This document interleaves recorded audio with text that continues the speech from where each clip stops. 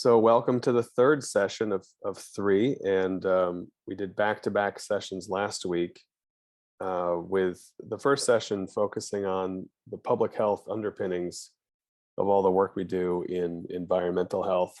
And we told the story of the drowning child to emphasize, upstream and downstream. There's always, at least two sides to a story. And the upstream is really focusing on prevention so that the problems never happen. But of course, that's a fantasy. We can never absolutely stop problems from happening. There always will be drowning children in some sense. So we do need what we would call clinicians in our world to treat people who are already in trouble. But we don't want to rely on that dichotomy as if like it's that us and them. We really want a continuum of care so we can maximize the benefit to our population. And then we segued into the Freedom Public Health Impact Model, the triangle, because that really helps us understand how to intervene, like what's going to be the most effective. We have limited resources in the real world. So if we can only choose one intervention, which one is likely to have the greatest impact? And it tends to be the stuff at the bottom of the triangle where you change the context, like adding fluoride to the water. So you get it by default, you get the good thing by default, or even more rarely, but more impactfully, changing the socioeconomic conditions so that, we can redistribute wealth. I mean, that's really the root cause of, money's the root cause of all evil. I would say that's true in public health. If we can redistribute capital, whether it's financial and or social, we can do a lot of good towards reducing those inequities whenever they pop up. Okay, and then second session was on the fundamentals of pediatric environmental health. So we talked about children's unique vulnerabilities to toxicants, the world of misinformation that's out there that we and parents have to confront in terms of, fear mongering to sell products. It's really hard to see what actually is important.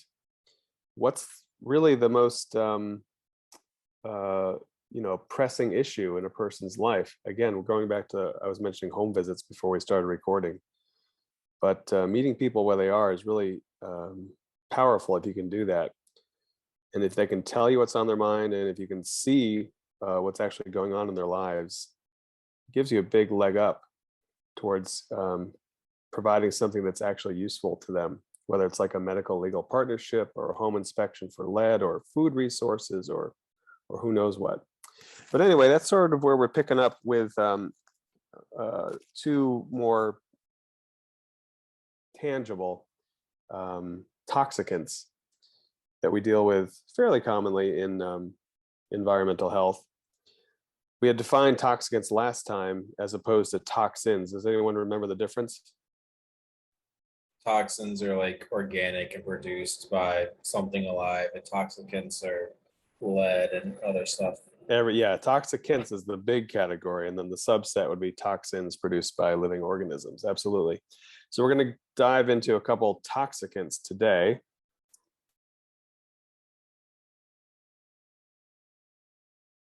And here's where we left off with some general guidance you can always give to parents who do have concerns about a particular exposure, toxicant that might be affecting their children's health. In an ideal world, every parent would be able to do everything they want to maximize their children's growth and potential and happiness.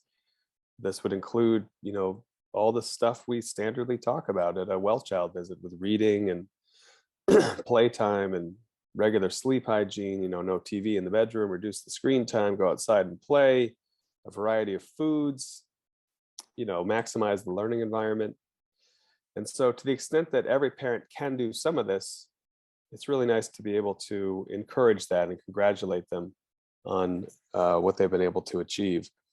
To the extent there are deficiencies, that's where we can step in and make referrals to certain social services that can help out in a lot of circumstances.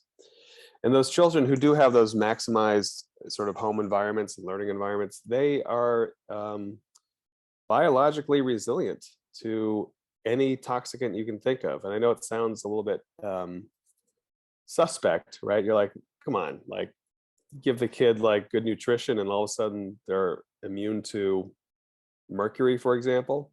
I would say yes, and I can talk about more why I'm confident in saying that when we get to the end of the session today. But keep that in mind if you're questioning why I would risk saying that in a recorded session. All right, so here we have mercury. Have either of you played with mercury in your childhoods by any chance? It's not nearly as common as it used to be, but a lot of times, households might have like down in the basement, like a jar of mercury just stored on a shelf somewhere, probably collected from broken thermometers, right? Or who knows where it came from. Maybe they had a stained glass hobby, I don't know. But it's rare to find mercury in a child's home environment these days. We've switched to electronic thermometers and even the sphygmomanometers that we use for blood pressure. I don't think they really use mercury anymore. So it's more of a historical curiosity, but it still does pop up every once in a while. I'll tell you a case scenario. But getting back to the mercury itself, just a trivia question. Does anyone know what the elemental symbol for mercury is?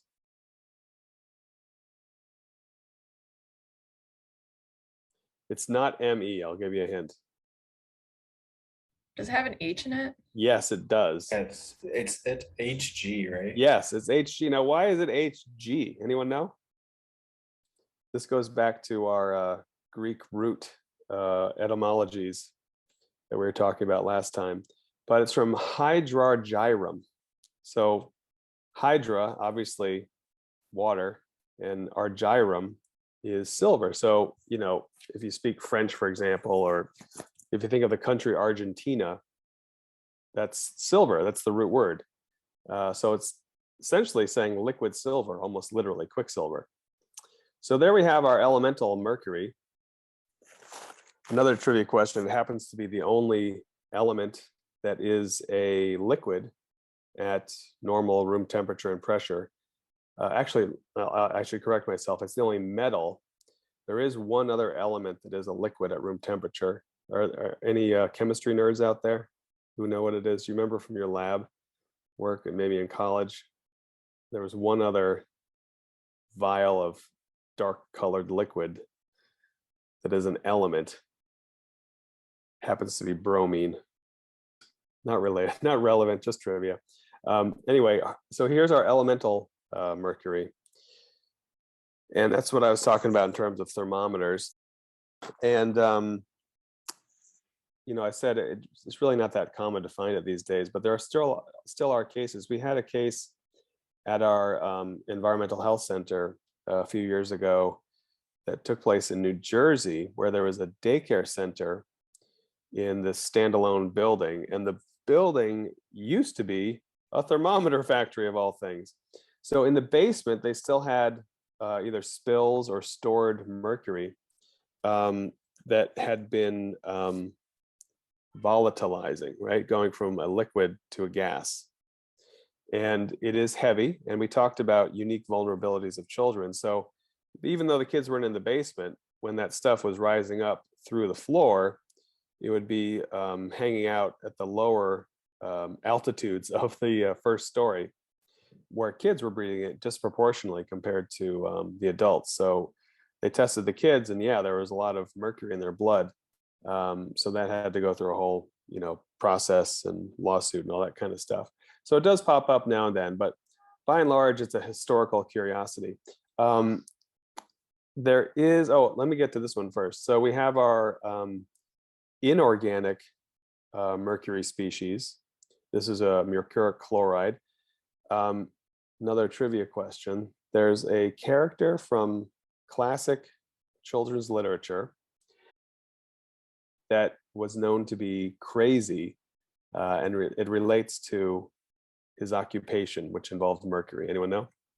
Like the Mad Hatter. Yes, exactly. So hatters were mad because hats were often made of felt. Now, felt is basically you take the hair of some animal and you want to compress it into a dense material that you can work to create hats, for example. So you have to process it with a mercuric salt. And I believe it, probably lyses the hydrogen bonds or something, and then it reforms in a much denser way. But anyway, that mercuric salt compound is something that the hatters would be inhaling, all day. So it would give them a classic Mad Hatter's disease, or what we would also call Pink's disease. So the classic signs are acrodynia. So acro, another Greek term that means like the distal end of something. So, acro meaning the fingers and toes, and we talk about it in medicine. Dynia, what does dynia mean? You might have heard other terms of dynia, but basically it means pain. So pain at the distal end. So you get these like paresthesias, like numbness and tingling in your fingers and toes. And you get an erythema. So that's the pink part of pink disease. It gets all red. And then there's the cognitive effects as well. So you get sort of irritated, agitated, confused. That's classic Mad Hatter's disease. But again, we don't have to deal with that in contemporary society. That would be an occupational exposure in very rare circumstances.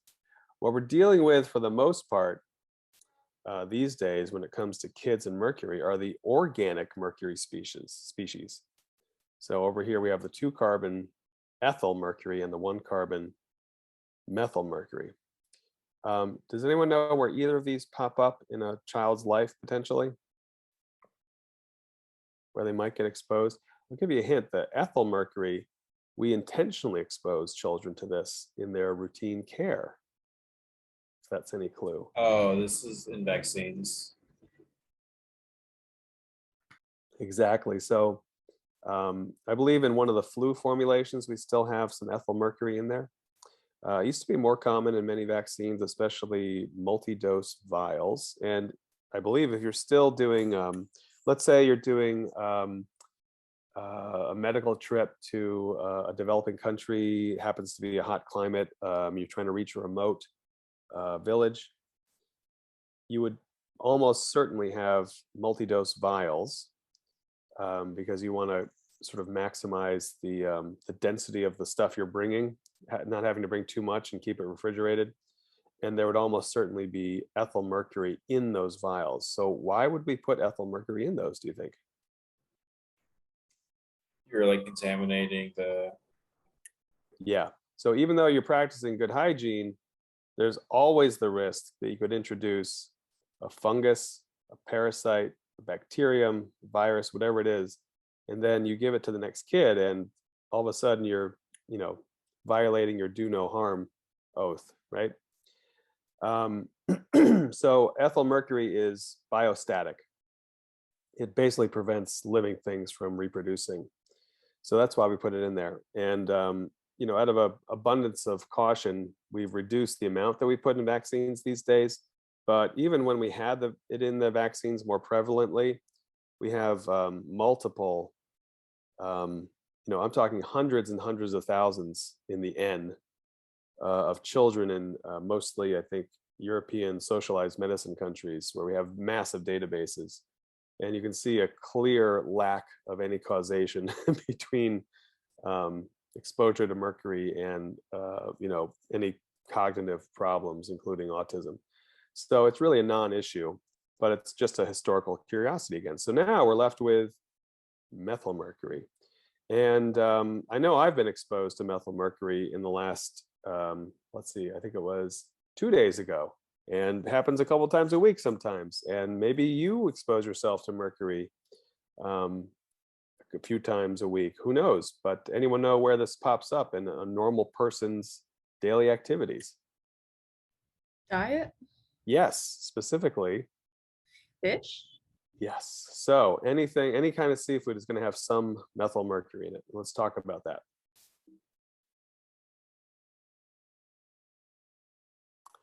So in the top right here, we have this little pie chart indicating that the mercury, atmospheric mercury, comes from partly volcanoes. We mentioned volcanoes kind of facetiously last time, like, oh, why do we have to worry about volcanoes? Well, they're emitting a lot of stuff into the air that's not good for us to breathe.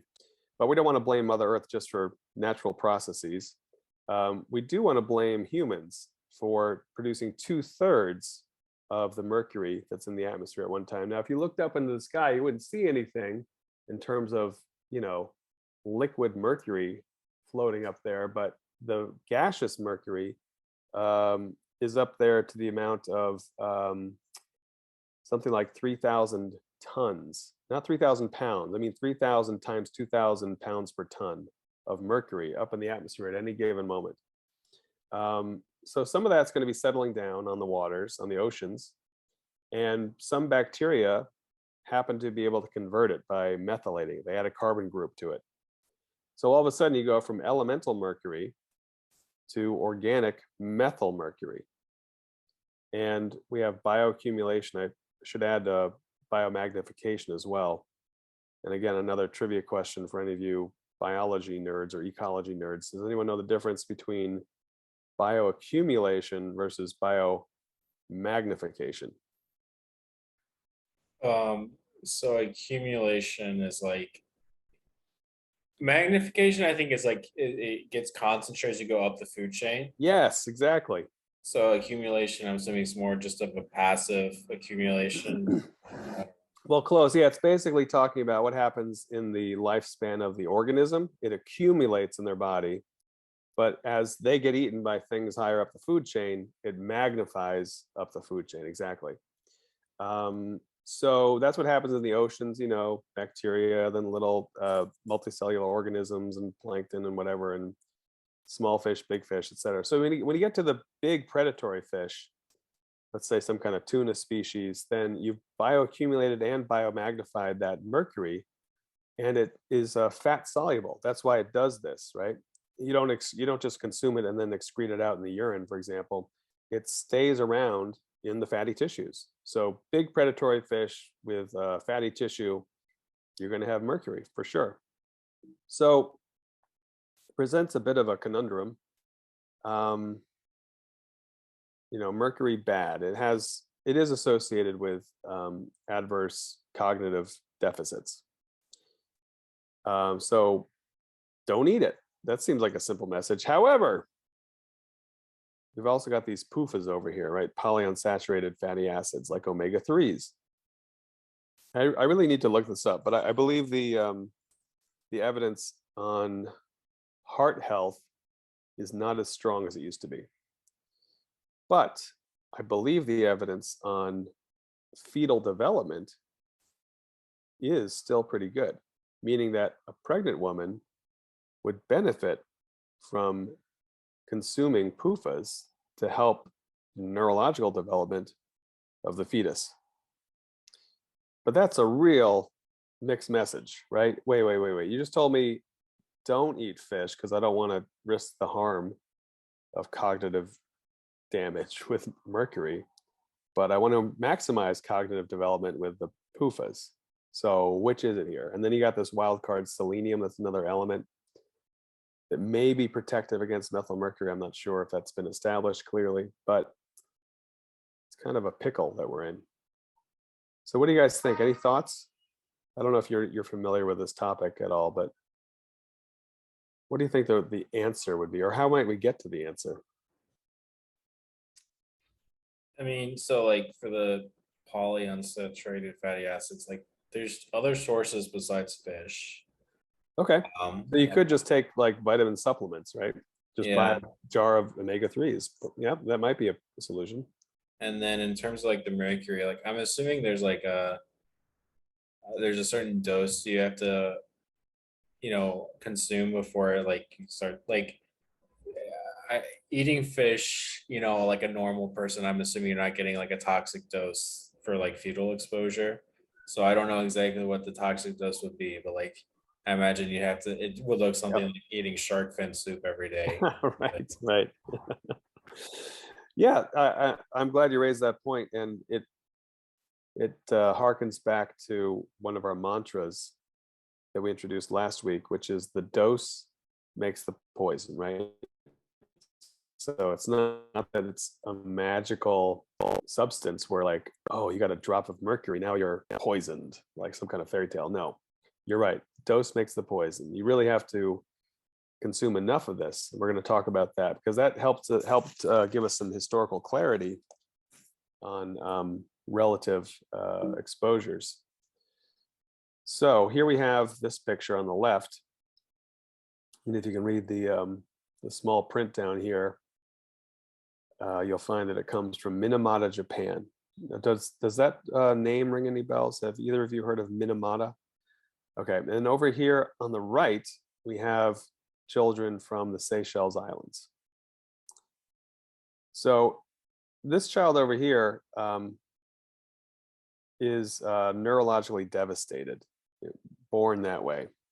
It basically presents sort of as extreme cerebral palsy. So physically and neurologically, cognitively, major deficits. The kids over here, let's say that one of these, walked into your clinic for the next well child visit. You're frantically trying to catch up on the notes from the last one. You look up quickly to see who's here, and one of these kids is standing in the doorway. Are you thinking sick or not sick? Not sick. Not sick. Look, they're all smiling. They're all happy, except for this kid with a thumbs down for some reason. But I think he's just goofing around. This kid, devastated. These kids, totally healthy. And I can say that with confidence because these kids, meaning I don't know about these particular kids, but the children in the Seychelles Islands, they've been studied generationally. It's been about 50 years now. They've been sort of looking at their neurological performance, and they're fine. Even though if you're living in the middle of the Indian Ocean on an island, you can imagine what your main source of protein is going to be: seafood. So what is the difference? And Nate got us to the point of talking about the dose. So let's talk about what happened over here in Minamata. Flash back to World War II. Japan's population and economy is just, devastated. In the late 40s into the 50s, of course, they're trying to rebuild their society, rebuild their economy. You've got industry going full throttle, literally. And there's this one area on a bay called Minamata Bay. It's part of the ocean, obviously, but sort of surrounded mostly by land. So it's sort of like a little bathtub with a little inlet to the wide ocean out there. There's a factory on the shore, and it's almost like some kind of, cartoon version, animated version of like, how does pollution happen? You see like a factory symbol sitting on the shore and like a pipe coming out and then just pouring out the effluent waste from whatever they were doing inside there. So that's what was happening. There were just pipes just churning out all this liquid waste into the bay. So that was happening in the late 40s, early 50s, into the 60s. And you can look at the date of this photo, somewhere between 72 and 75. And let's imagine this kid is, I don't know, I'm going to, for the sake of argument, say the kid's 7 years old, and this was taken in 1972. So the kid was born in 1965. Okay. So 1965, that's 2 decades after the end of World War II. And that's when the problem showed up. Why? And the mom, we're going to assume that she's neurologically intact. She's fine. So again, how did this happen? Why are we talking about this kind of timeline? And why would the mom be fine when the kid was devastated? I'm assuming it's something about like radiation exposure in utero that like lowered the threshold. Oh, interesting. So Minamata, as far as I know, is not near Hiroshima or Nagasaki. Oh, So we don't have to worry about the radiation, but I'd see why you're going there. Yeah. So let's stick just to the mercury exposure from all that wastewater into the bay. Why did it take so long for a child like this to present, 2 decades later?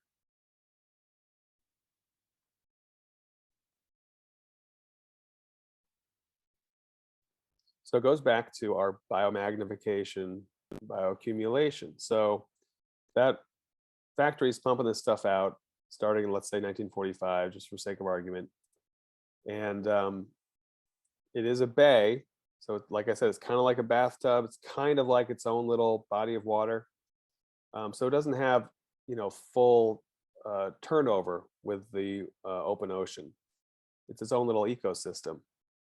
And as that mercury is being methylated by the bacteria and working way up the food chain, that takes a long time, especially get to concentrations where you'd see any effect.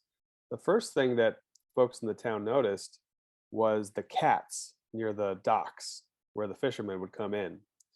The cats started having these like chorea type movements, like Huntington's disease, just really jerky, like what's going on with the cats? But then, the alarms were really raised when children were born with, like I said, what looked like severe cerebral palsy. So it took all that time for the mercury to get in high enough concentrations such that it wasn't affecting the moms, right? One of our other mantras, children are not little adults, especially in environmental health. The moms, their brains are already finished developing, and then they're exposing in utero these children to high levels of mercury, which crosses the placenta and then does its damage there. So that's the scenario. It illustrates, the idea of children being more vulnerable to toxicants. It illustrates the idea of biomagnification. The dose makes the poison. So you have a calamitous situation over here, whereas over here, these kids are eating the same fish that we would eat when we buy it at the market or go to a restaurant. They're totally fine. So that gives us a whole lot of reassurance when we're asking that question about, wait, here's a pregnant woman in front of me asking, wait a minute, am I supposed to eat fish or not? Like I'm getting mixed messages here. It's very reassuring to look back to historical, examples.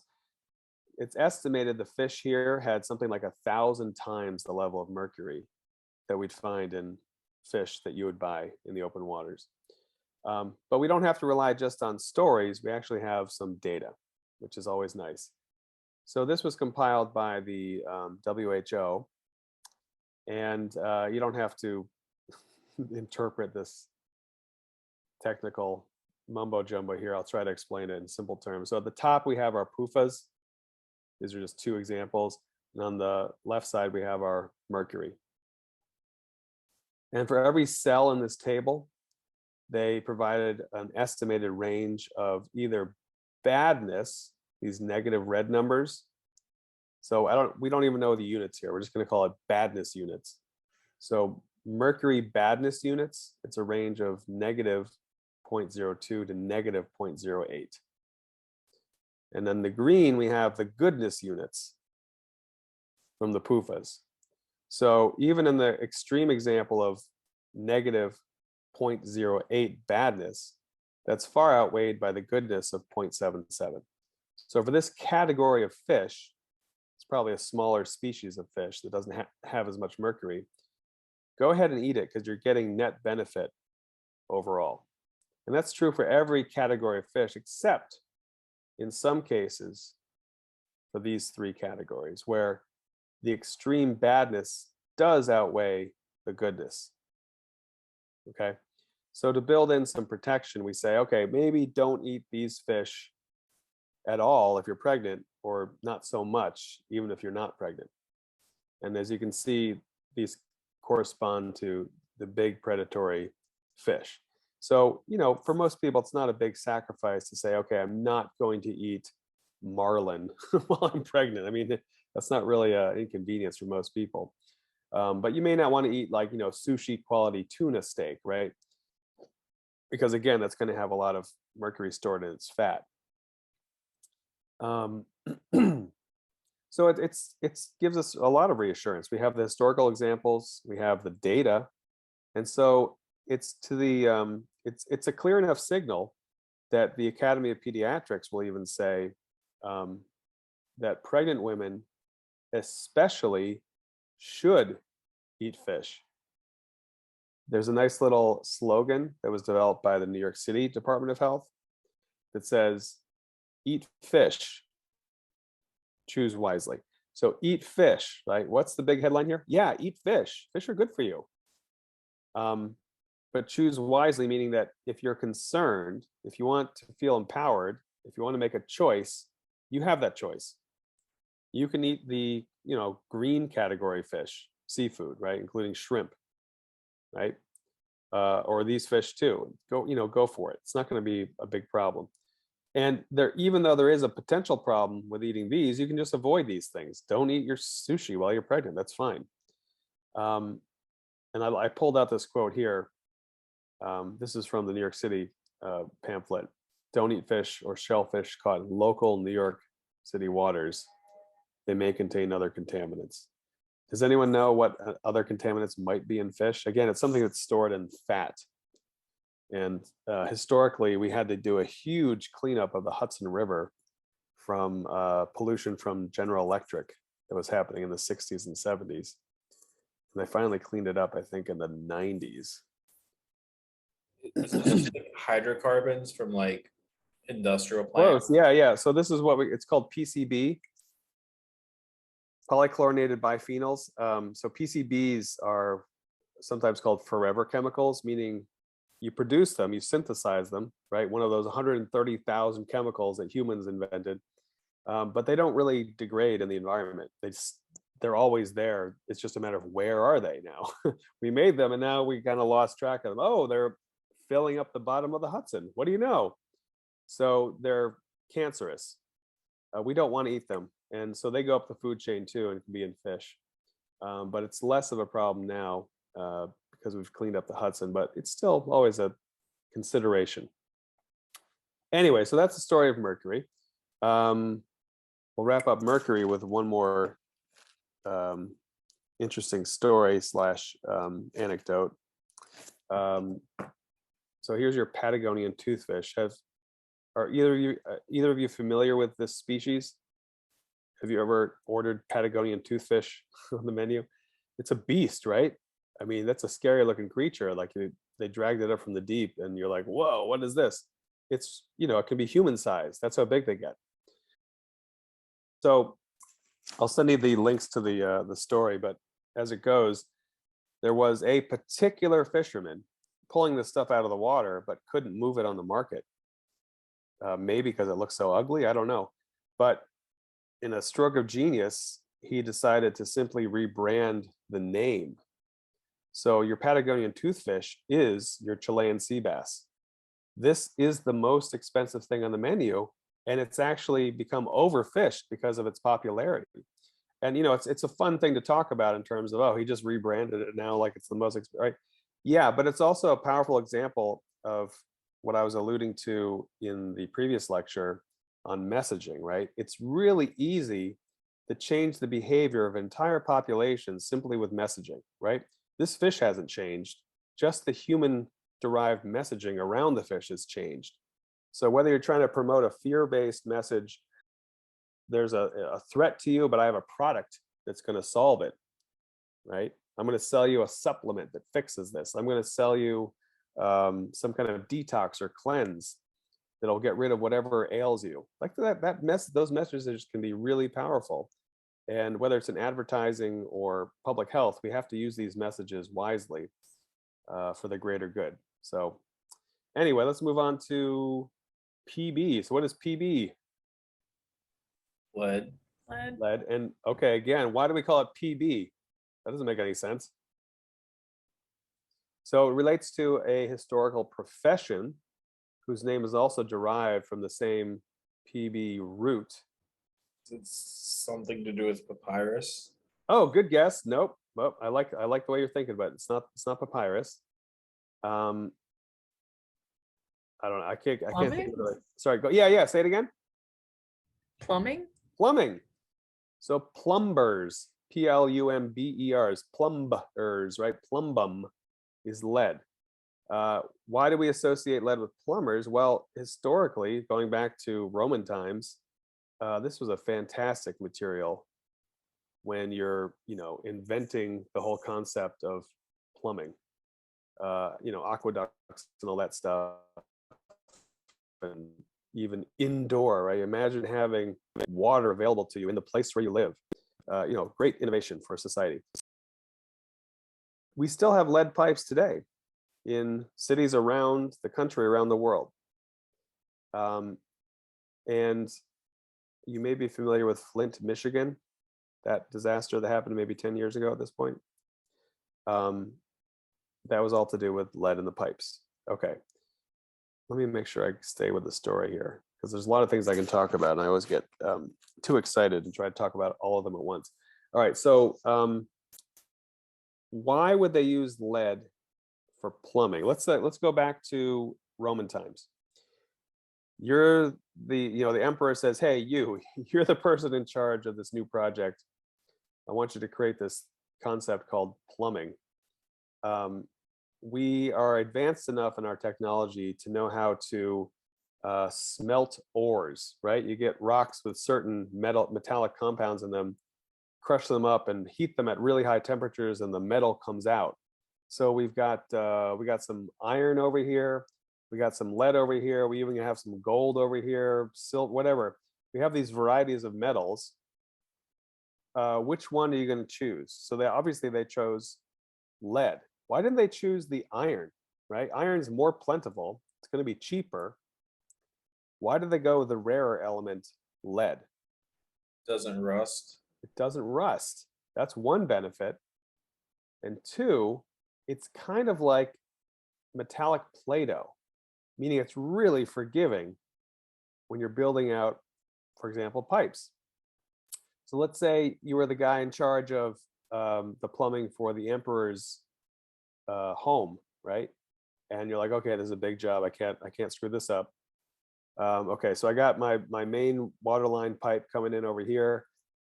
Here's the pipe coming from the emperor's sink, and like I'm almost ready to get them done, and oh crap, I didn't line them up right.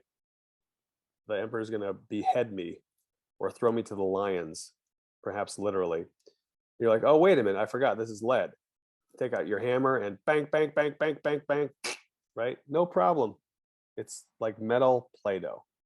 So it's really forgiving as a material. And as Nate said, it doesn't rust. So you don't have to replace the pipes, and you don't have, rust-colored water coming out the other end. So it's fantastic.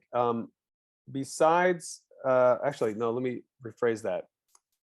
Where was lead being used in the United States for most of the 20th century that caused it to be such an epidemic for lead exposure in previous generations in this country and around the world?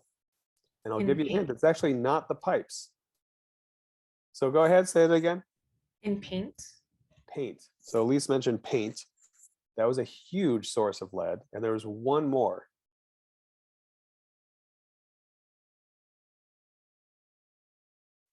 I'll give you a hint. It relates to, you can still find lead all around roads, on the roadsides.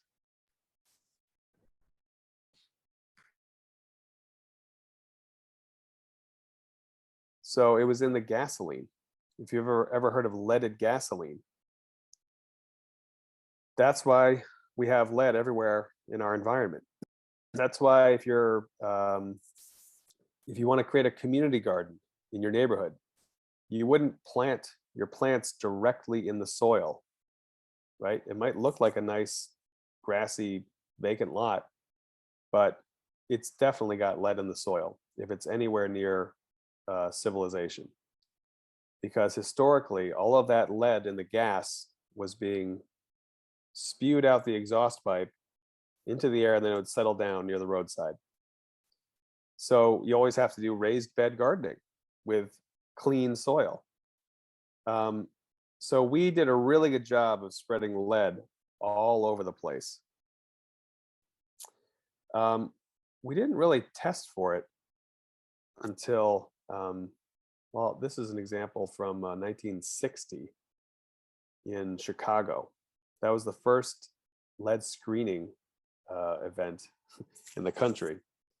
Do you guys know what the lead screening number that we look for today is? Like if a kid comes in for their well child check and probably the nurse draws some blood, does a finger stick and checks the blood, and you just sort of see it when it pops up in the labs. What number is of concern? What do we want it to be below? Forget the units, which is obviously That's really okay. important, but I think it's below 4. Yeah, I mean, I don't know what is in your system right now, but typically 5, but it is going to be coming down soon. All right, so 5 micrograms per deciliter. 5. We need to talk about this a little bit because it's kind of important to understand how this whole thing works. Okay, so flashback to 1960 Chicago. What number do you want to guess was their level of concern? And it was higher than 5. We'll do prices 50? right. Okay, so we got 50 from Nate. At least, what do you want to say? 20. So we'll go, Nate, you win this round. It's 60. Okay, if you had a kid who came into the office, you did a routine finger stick on their blood, and you found a lead level of 60, you would admit them immediately and start chelating them because you're worried they're going to go into seizure, coma, and death. But back then, they were like, well, if the kid is alive and made it to the office, then 60 is all right. They're still alive now. Maybe they'll be alive tomorrow. But that's a hugely high number. So over the years, we've dropped the guidance value lower and lower and lower. We're now at 5, but it's probably going to go to 2.5 in the near future. So you can obviously see that it wasn't based purely on a health reason. It really is a statistical convenience. So when I was growing up in the 1970s into the 80s, my whole generation never got checked for lead, but we know from research data that my lead was probably 15, 16, 17. Entire generations had lead levels that high. You guys had your lead levels checked when you were kids. Do you have any idea what the levels were? Did your parents ever tell you? Right. It wasn't really on the public conscious as much, but probably it was somewhere around 5. And today, the average is around 1.2, 1.1. Sometimes it gets down to like 0.09 or 8. We're talking an order of magnitude decline in the last few decades. It's an amazing public health achievement that we've been able to do this. We know over the years we've gotten to know lead very well. And beyond the seizure, coma, death up here at like in the 60s, there's damage at any measurable level. But I should caveat that a little. There's damage for the population at any measurable level. We can't say that kid, they had a deficit in their IQ because of lead exposure. But we can say that for a whole population, there's an average decrement. Okay, so here, this is an interesting one related to that dose makes the poison thing.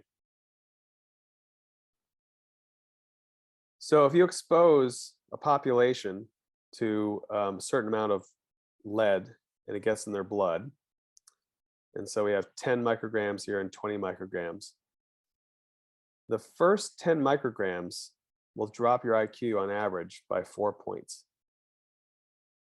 But the second, if you go up to 20 micrograms, that second 10 only drops you by half that. And then if you go beyond that, it only drops you by a little bit. So instead of the dose makes the poison with this, normal positive relationship here, you have this weird, you get the most damage with the lowest levels. That's where you get the big hit. And that's why lead has been such a public health priority, because the smallest amounts give you the greatest damage. And we can even put numbers on this. In New York State, it's estimated that Lead exposure has cost our state about $2 billion per year in lost productivity and extra services needed for kids who are exposed. Around the world, we're still talking about $1 trillion per year in cost. So it's not just about touchy-feely, let's do the nice thing and keep kids healthy. No, there's a cost. There's a monetary cost to society. And sometimes that's what really compels people to make legislative change. So shifting the curve, I was talking about populations. So, you know, by definition, 100 is average IQ. These numbers are a little bit out of date. I think we're at 330 million for the US population now. But for sake of argument, if you're looking at a standard curve, you've got 7 million people who are in the gifted category at the top of the curve and 7 million people with intellectual disability at the bottom of the curve. Now, let's expose everybody to 15 micrograms per deciliter of lead in their blood. So if we go back here, wait, where was it? Sorry. Okay. So 15. So we got a drop of 4, and let's say a drop of another point. So 5 IQ points down across the entire population. So we're shifting the curve, as we say. So let's say I'm one of the people in this population. I'm born with nominally 100, and then I get exposed to all this lead, and when they test me, my IQ is 95. How does that affect the course of my life, being at a 95 instead of 100? What do you think? Is that going to say, oh, I went to this college instead of that college, or instead of being a Nobel Prize winner, am I not anymore, or did I never have a chance? I mean, it's not going to make a big difference, really. I'm solidly in the middle of normal, right? 195, who cares? It's the same thing. What we're really worried about is the tails of the curve, obviously. So instead of 7 million people in your population who are gifted, you know, the people who are the high achievers, high income earners, innovators in terms of technology, etc., you've only got 3 million of them. So you have lost productivity on that side. And now, concomitantly, you've added the same number to the tail of the curve. So there are 4 million more people who need extra services and are not contributing to society in terms of economic output. So that's why we can talk about these huge numbers in terms of billions of dollars per year for New York State, $1 trillion a year for the world even today.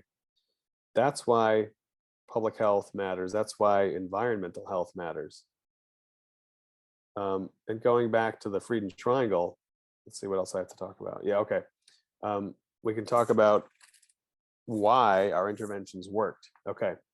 So if we're concerned about lead, right? You have a mom that comes in and says, "Yeah, I got my lead check back, and it was like 5. Maybe they're going to retest to make sure it's not too high.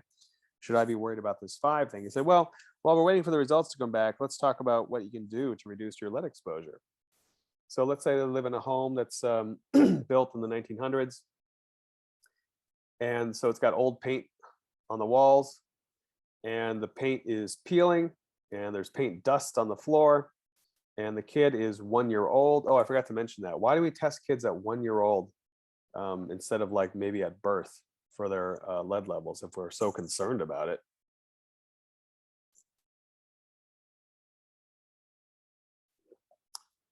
So if you're testing a kid when they're born, you're not really testing them, you're testing the mom, right? And we do test pregnant women just to make sure there's no obvious source of lead that's exposing them while they're pregnant.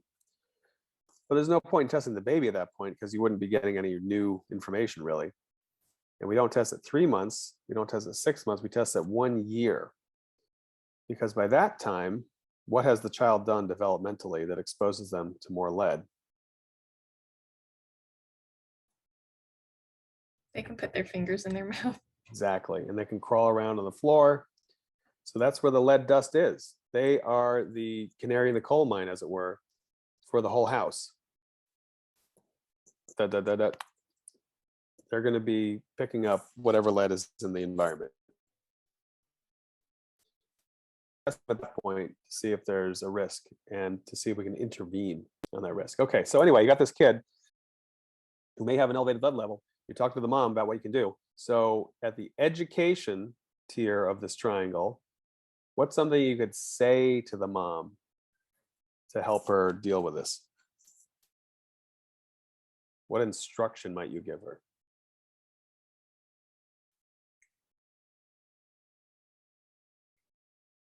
You can make up something, it doesn't have to be real, but just as an example that fits the category.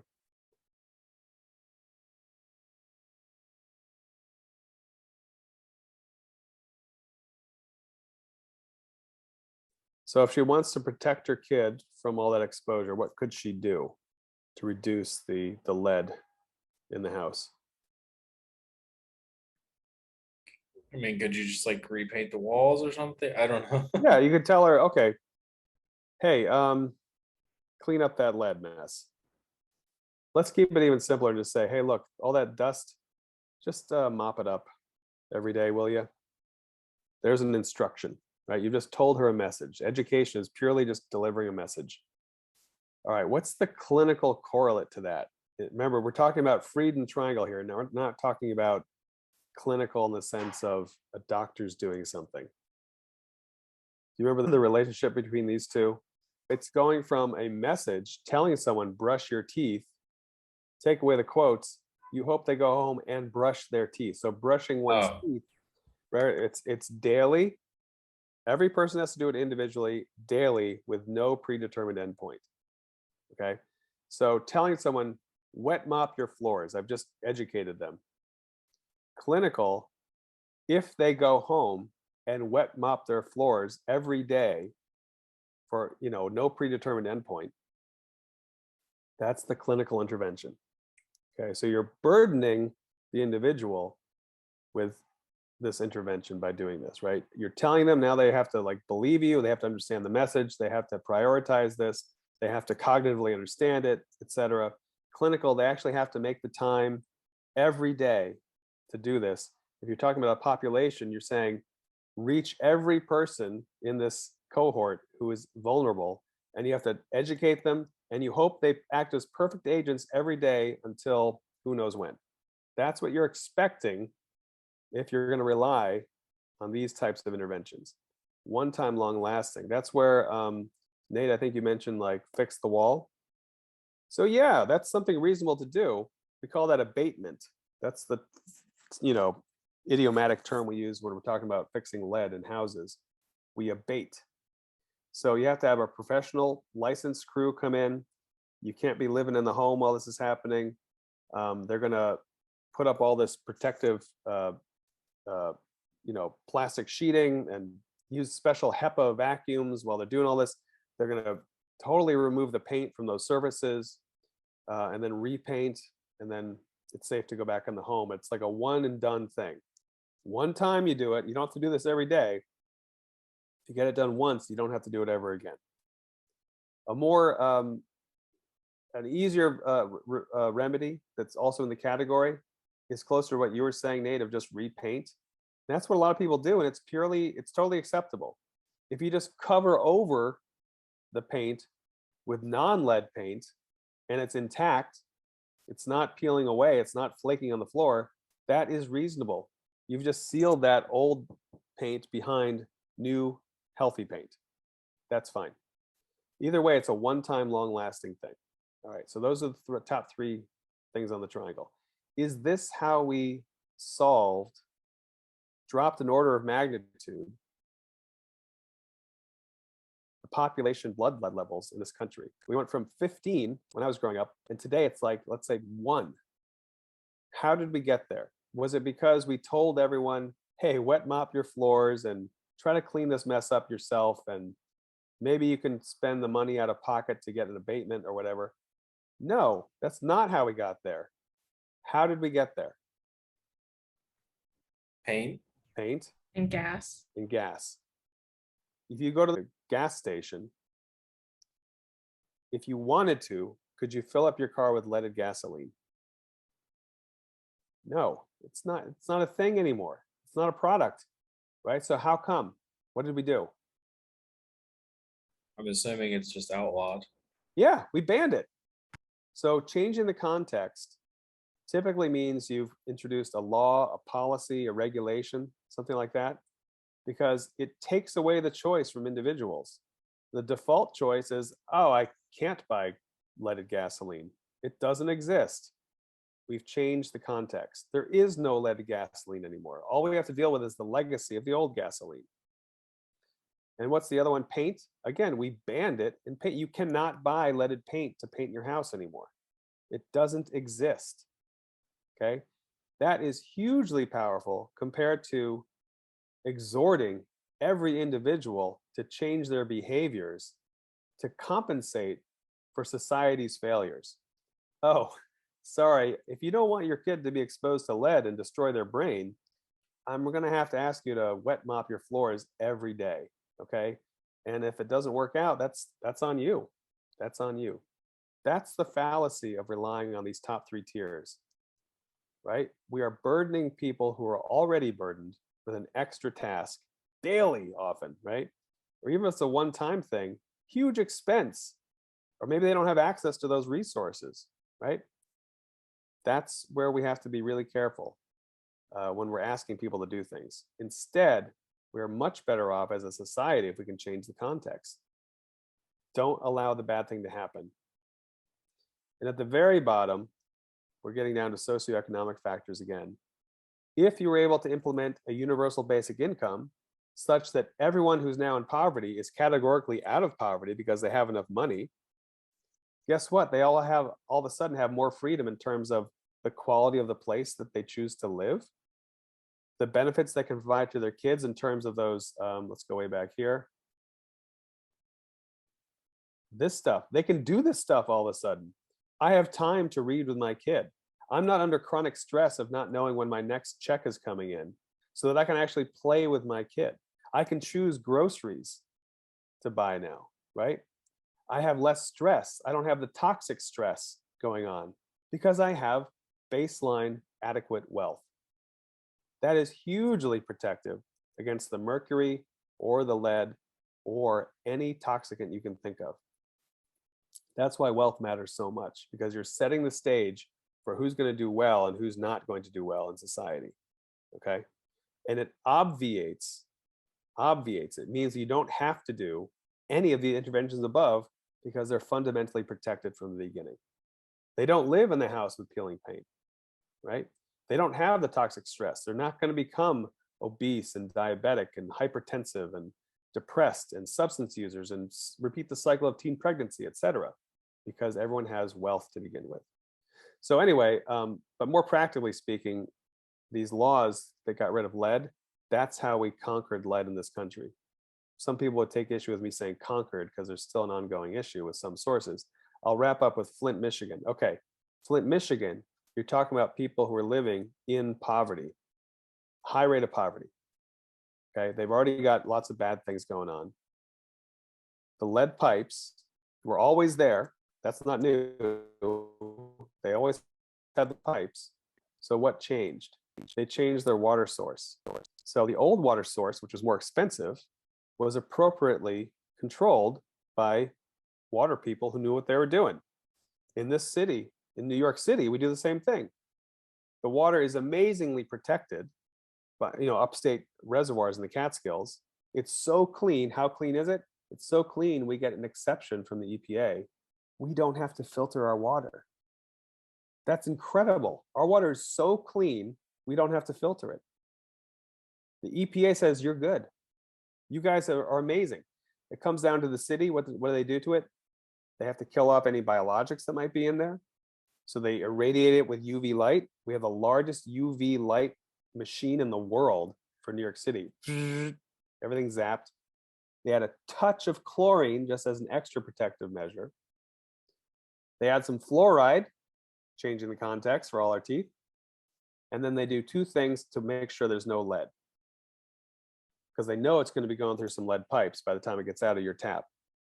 They add a bicarbonate to neutralize the pH, because acidic water will leach lead out of pipes.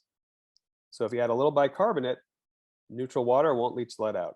And they add a food preservative that actually coats the inside of the pipes. So it provides a shield as an extra protection so that the lead can't get out. And there you have your New York City tap water. Boom. So Flint, Michigan, the idiots who were trying to save money, they switched to a different source of water that was acidic, and they didn't put those protective factors in there.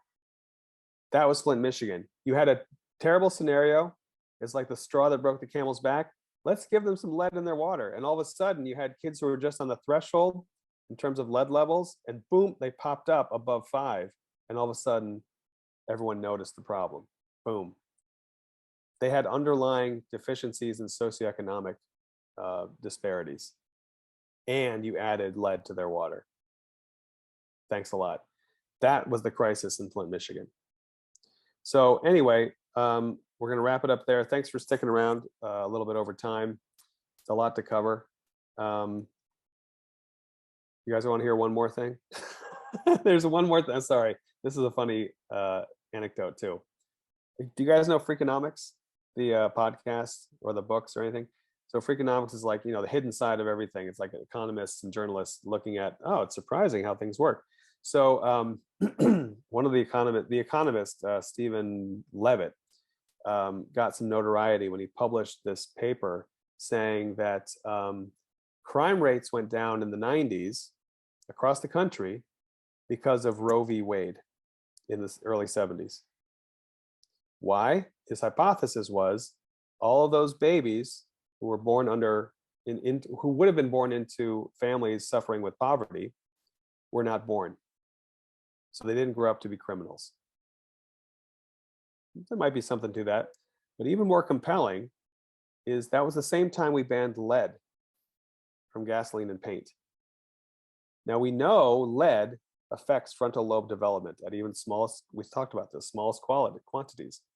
So if you're going to interrupt frontal lobe development, you're talking about interfering with executive function and learning and attention and impulse control. Do that to an entire population. Yeah, of course you're going to expect more criminal behavior as those damaged brains grow up. And at age 21 or 22, that's when most crimes are committed. So you stagger the whole thing by, what is it? They did 21 years here. So you look at the black line, that's the lead in the environment, right? And you stagger it by 21 years, and you look at the murder rate, and wow, that's pretty impressive that it lines up as well. And now you say, well, that's just, you could like measure temperature and who wins the World Series. You might get something coincidentally that lines up. More compelling is that lead was removed in different places around the world at different times. And if you do the same 21-year stagger, doesn't matter what state or what country, you get the same lineup of the pattern. Plus, we have the mechanism by which it would happen, and it's pretty compelling. So again, going back to how do you solve problems effectively? If you want to solve crime, the murder rate, you don't tell people, hey, stop doing crimes. You don't try to put more police on the street because that's just reactive to the crime. Socioeconomic factors. Make sure everyone has a functioning baby brain from the outset. And guess what? They don't grow up to commit crimes when they're 21 years old. The model is hugely predictive, hugely impactful. I think one of the biggest problems is that we don't have time to dwell in these areas down here. Most of our funding mechanisms depend on how many people did you teach? How many people are taking this medication on a daily basis, right? We don't have the money to support our preventive upstream interventions that would actually solve the problems so that you don't need to do these things up here. $4.1 trillion a year, remember, $4.1 trillion a year drives 1/5 of our economy, and it's all up here. If we can take a little bit of that, put it down here, we'd have extra cash to solve all the other problems in our country. And let's wrap it up there. Thanks a lot for your attention. I'll send you a wrap up, and feel free to contact me if you're ever interested in doing an elective with our NYSCHECK network, doing this kind of stuff, this kind of thinking. And it was great having you guys around. Hope to see you in the future. Thank you. Thank you so much. Take care.